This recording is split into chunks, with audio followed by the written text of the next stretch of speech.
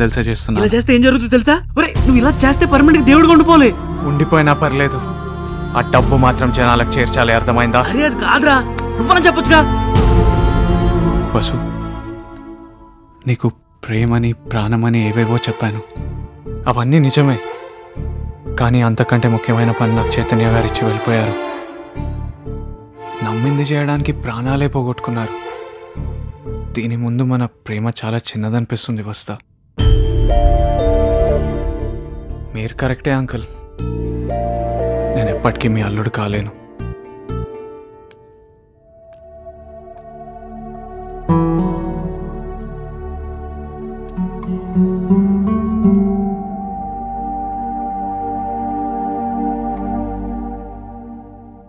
పెళ్ళైన తర్వాత ఇద్దామనుకున్నా.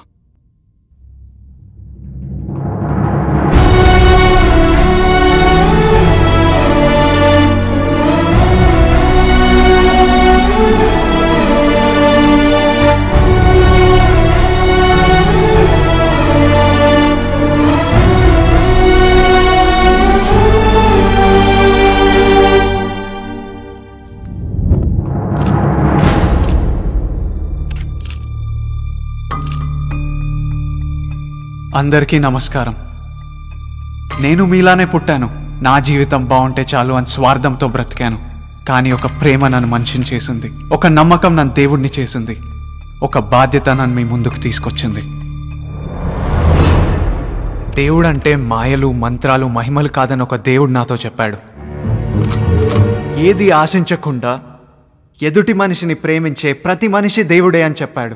అసలు ప్రేమే దేవుడు అన్నాడు. తీసుకోవటం స్వార్థం అయితే ఇవ్వటం దైవత్వం అని చెప్పాడు. నేనెందుకు పుట్టానో చెప్పాడు. నేను చేయాల్సిన పనేంటో చెప్పి వెళ్ళిపోయాడు. అవును, నేను దేవుడిని చూశాను. పిల్లలు దైవత్వంతో సమానమని చెప్తాం కదా, అందుకే ఈ కృష్ణానంద స్వామి ట్రస్ట్లో ఉన్న 2,000 కోట్లతో హాస్పిటల్ కడుతున్నాము. ప్రతి సంవత్సరం అనారోగ్యం వల్ల 1,000 మంది పిల్లలు చనిపోతున్నారు. వీళ్ళందరికీ ఉచితంగా వైద్యం అందిస్తాం. ఇక ముందు ఏ బిడ్డ వైద్యం అందక చనిపోకూడదు. నేను ఇందుకే పుట్టాను.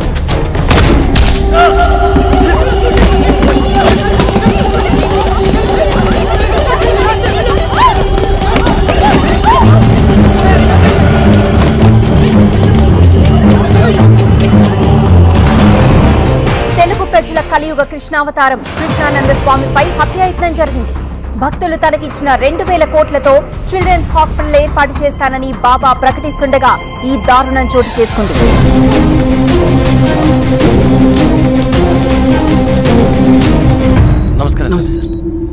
నమస్తే. ఎలా ఉంది? బానే ఉంది సార్. నిన్ను షూట్ చేసింది ఇతనే. నేనే చేయించాను, తప్పలేదు. చైతన్య నీకు మాటిచ్చాడు కదా, నువ్వు ఆ డబ్బు జనాలకి ఇచ్చేస్తే దేవుడి నుంచి మనిషిని చేస్తానని. ఈ విషయంలో నీకు అన్ని రకాలుగా సహాయం చేస్తానని మాటిచ్చాను, అందుకే చేశాను. నువ్వేం భయపడకు, అని నేను చూసుకుంటాను. నువ్వు చేయాల్సిన పని నువ్వు చేసావు. ఇప్పుడు ఆ ట్రస్టు డబ్బు జనాలకు అందుతున్నాయి. బాబా అవతారం నుంచి నువ్వు మళ్ళీ మనిషి అయిపోయావు. వెళ్ళు, వెళ్ళి నీ ప్రేమని నీ జీవితాన్ని ఎంజాయ్ చేయి. All the best. డాక్టర్, మీరు ఒక పని చేయండి.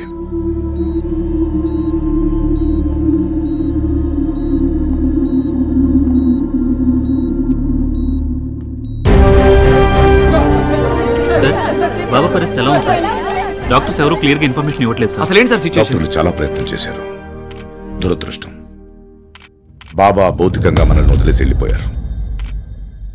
జాతస్య హి ధ్రువో మృత్యుహ అని చెప్పిన శ్రీకృష్ణుడికైనా మనిషిగా పుట్టాక మరణం తప్పలేదు. బాబా ఆశీస్సులు ఎప్పుడు మనందరి మీద ఉంటాయి.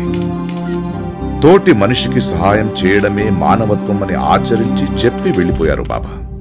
ఆయన సందేశాన్ని, ఆయన ఆశయాన్ని ప్రజలందరికీ పంచుతాం. ఈ ట్రస్ట్ జనాలి కోసం, వాళ్ల మంచి కోసం ప్రభుత్వం ఆధ్వర్యంలో ఉంటుంది. అన్ని పనులు ప్రభుత్వం దగ్గరుండి చూసుకుంటుంది. సర్వే జనా సుఖినో భవంతు.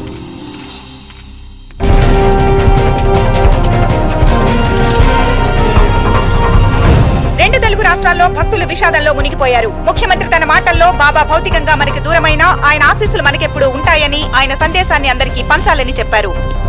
Thank you sir. ఎందుకు? నేను ఈ పని చేస్తే నా మీద ఉన్న కేసులన్నీ కొట్టించేస్తానన్నారుగా.